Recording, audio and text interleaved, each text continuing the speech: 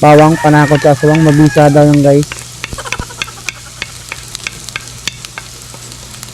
At yun na nga, isunod naman natin dyan yung sibuyas bombay natin. Mabisa rin daw yan. At yun nga guys, isunod naman natin dyan yung karne ng baboy na tinap natin kanina. Para maigisa na rin siya. Yan nga guys, nagisa na natin dyan yung karne ng baboy. At lalagyan natin siya ng konting paminta. Optional na lang kung gusto niyo ng durog o wasak. Parehas lang yun. At yun nga guys, sunod na natin nilagay dyan yung bagoong o alamang sa Tagalog. At sa Bicol naman tawag dyan balaw. Depende kung anong tawag sa inyo sa lugar niya. At yun nga guys, yung pagkagisa natin, nilagay natin yan yung pangalawang piga na nyog. At nung medyo natuyo na nga guys, nilagay naman natin yan yung unang piga na nyog, yung kakanggata. At papakuluan lang din natin siya dyan para lumambot. At yun na nga guys, nilagay na natin dyan yung siling green tsaka siling pula. Depende na lang kung gaano kaanghang na gusto nyo. At yan na nga guys, malapit na maluto ang ating ulam ngayong araw. Papatuyuin pa natin siya ng konti. At yun na nga guys, nagprito pa pala tayo dyan ng talong. Para sa konting vegetable natin. Para may balance yung pagkain natin. So yun guys, kakain na tayo. Ito yung ulam natin. Pinagungan.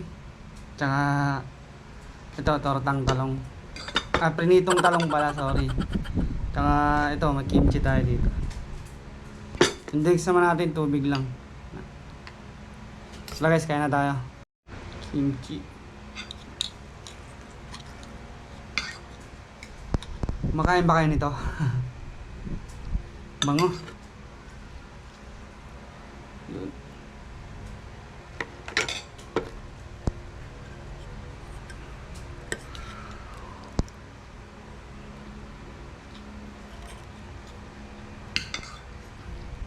Guys, itong binagoongan na to may gata.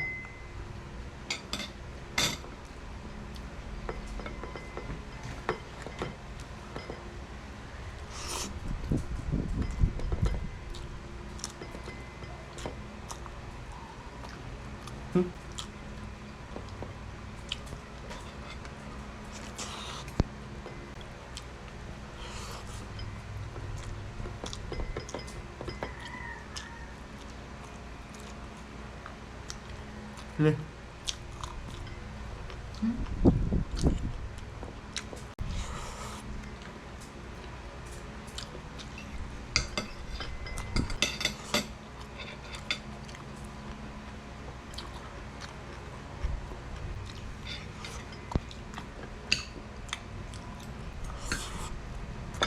Hop.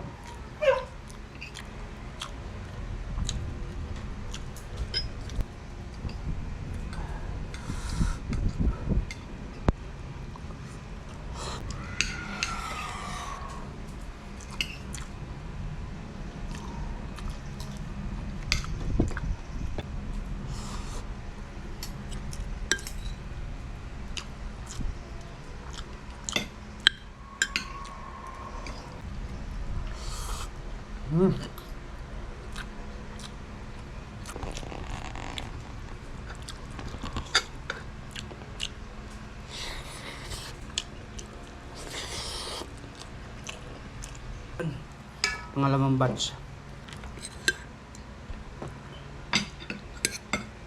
Pag gantang ulam nyo, parami yung kain nyo. Manghang.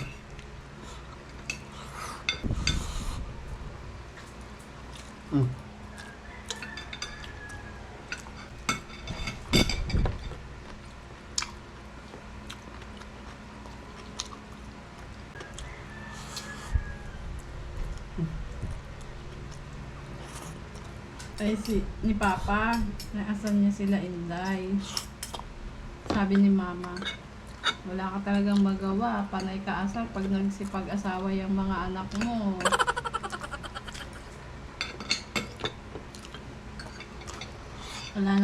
Wala na daw aasarin. Niloloko ko si Mama. Sabi ko, di dito na lang kami titira. Sabi ni mama, pwede naman.